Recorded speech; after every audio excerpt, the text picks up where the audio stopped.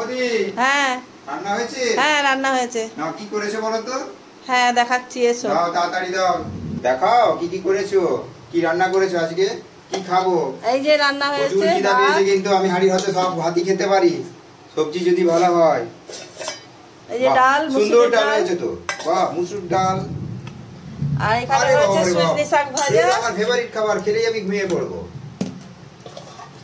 আর এটা হয়েছে কুঁদরি আলু পোস্ত পেঁয়াজ দিয়ে। ও বাবা রে বাবা, কি করেছো বলো তো? আজকে তো দাদা সব থালা পুছে খেয়ে নেবে, আমিও তো খেয়ে নেবো। তোমরা খাবে নাকি? আর এখানে আমরা চাটনি পোস্ত দিয়ে। বাবা রে বাবা, তুমি এত সব কি করে করো বলো তো?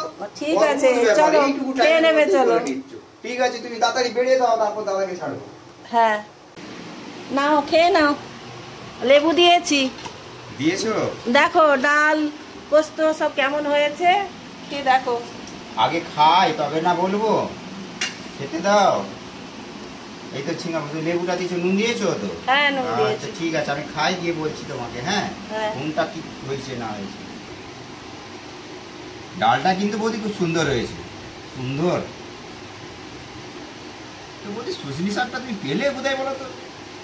দাদা নিয়ে এসছে বাজার থেকে। বাপরে, এই সজনি শাক এখন এই বর্ষাকালে পাওয়া খুব চাপ। কেমন হয়েছে ডালের টেস্ট? দারুণ দারুণ, প্রত্যেকটা তরকারি ফার্স্ট ক্লাস।